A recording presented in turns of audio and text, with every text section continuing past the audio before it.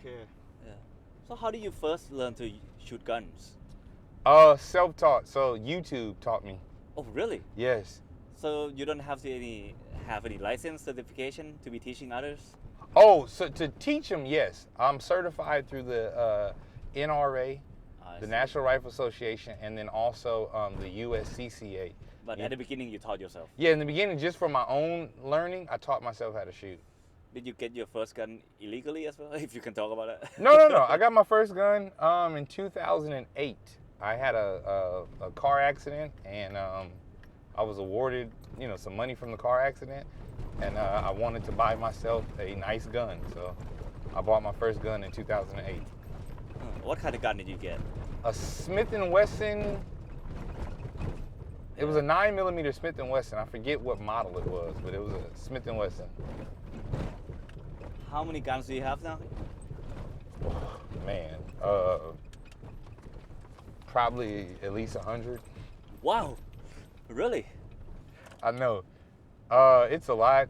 I actually sold three for the first time.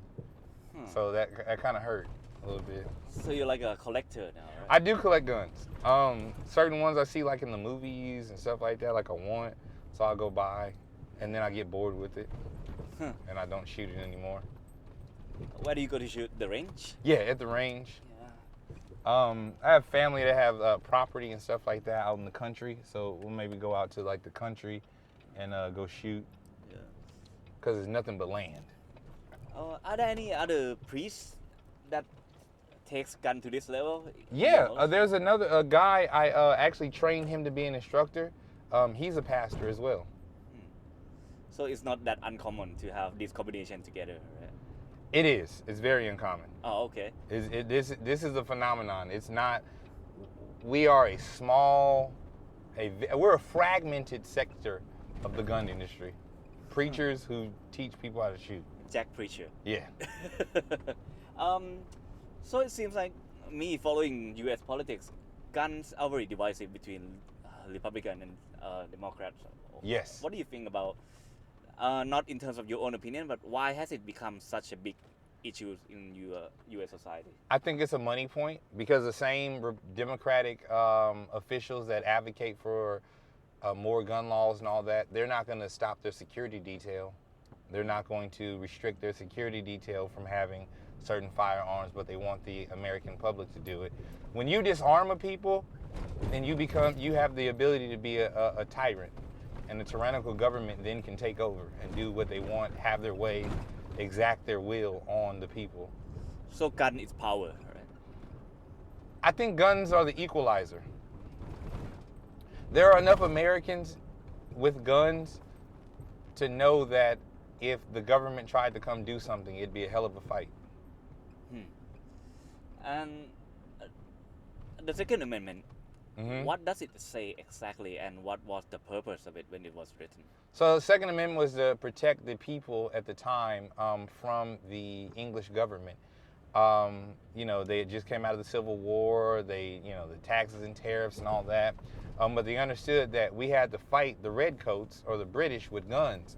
And so firearms are a necessity. So the Second Amendment says that you have the right to bear arms, which means you have the right to have a gun. And that right shall not be infringed, meaning that they can't take your gun to do anything. So any gun laws that they make in place are an infringement on the Second Amendment. Legal, like it's a right to have guns, but it's legally a privilege to drive a car. I see. And this amendment, when it was first written, it was only implied to the white man, right? Yes, how the Constitution was written. At the time the Constitution was written, African Americans were considered 3/5 of a man. We weren't even considered a whole person. Then they had an amendment to it, which made us whole. But yes, the initial Constitution and gun laws were written to benefit white Americans. I see. And you stated initially that the gun law is still racist. Can you elaborate on that? Like how? So again, the gun laws affect primarily persons of color, African Americans, Hispanics, even Asians, things like that. They affect different communities. The way that they're written, Again, if we look at communities, Chicago, you look at New York, strictest gun laws. They have several African American residents that say, hey, I live here, I own my house for 30 years, but you're telling me I can't have a gun in this neighborhood, but the little kids that don't live here have illegal guns and rob us. Gun laws are racist because they affect a certain class and ethnic group of people. If you were to move in some point in your life to a place where there's no gun, not necessarily in the US, like some other countries where no other people has any gun, are you okay to give up your gun as well? Would I give up my guns? Man, I'd have a storage facility over here having, and whatever weapon I could have in that country, I would have.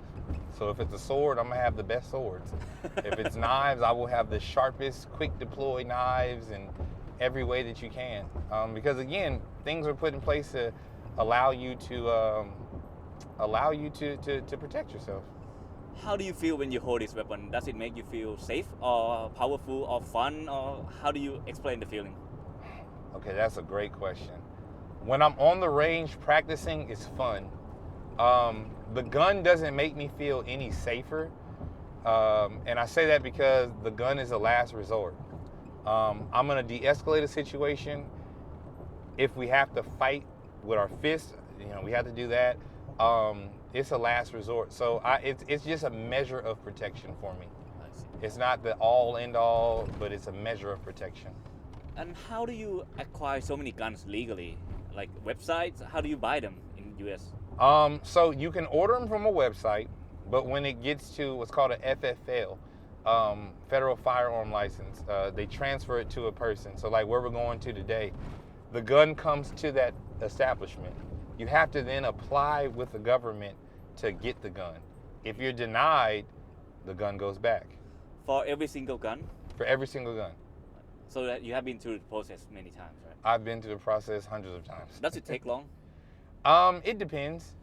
If they know how to, well, not even if they know. If you have nothing on your background and you're good, then you get approved. If you have a red flag on your background, if you have certain charges and things like that, you get denied or delayed. So with all these guns, have you ever been in an actual gunfight with you shooting? At a person I've been shot at. Yeah. In different places where you couldn't carry. That's why I carry everywhere now.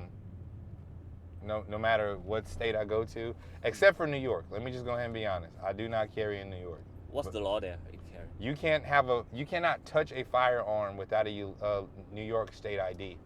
I see. And if you go traveling through, you're only allowed 24 hours to be in there. So if I go to New York, and this has happened before, people have had a layover and they check a gun and they got flagged for having that gun checked. And again, New York has the stupidest gun laws, but those people who use guns and crimes are criminals. I mean, when you pull up statistics, and I don't know if they have it, maybe the FBI does, but they're not prosecuting non-criminals or lawful gun owners.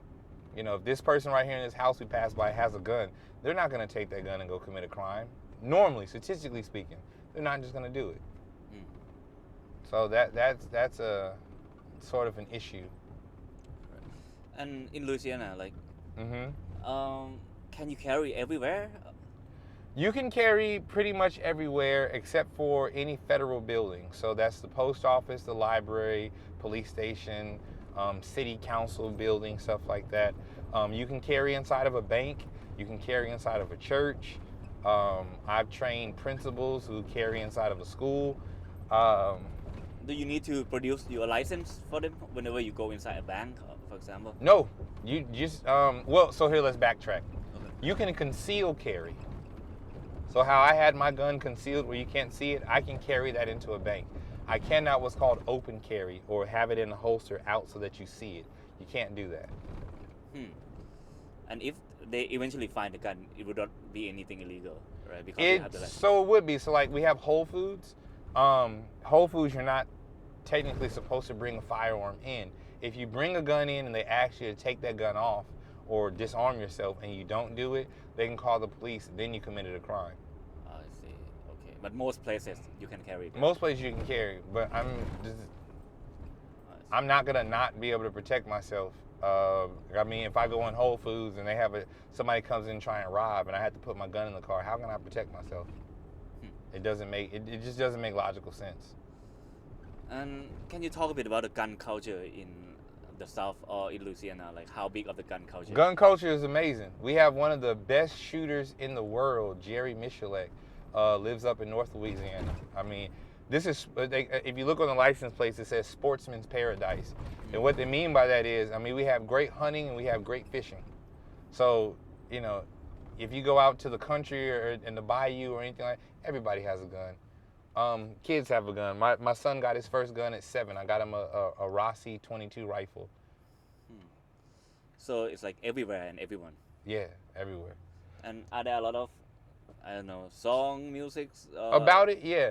No, quick lesson. Right here where we're at is the 9th Ward. This was all underwater. This was all under 17 feet of water for Katrina.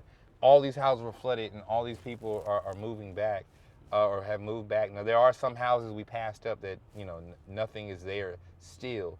But, you know, just all this is underwater. I've heard that the lower 9th Ward is the most dangerous place in New Orleans.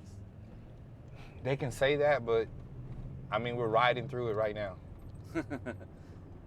Is it anything true at all? No, so, okay, like this probably never came back.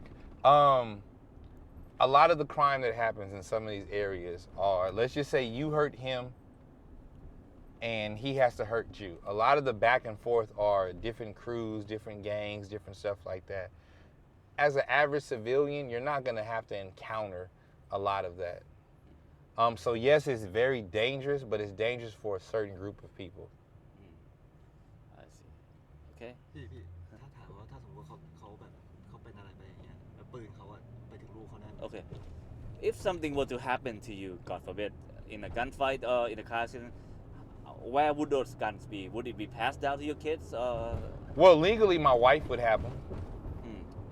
And then she'd probably she'd probably sell a bunch of them, to be honest, and give a couple of them to my kids. I see. Do you have to pay any tax for owning a gun? Just the taxes when you buy it. Oh, see, Now, yeah.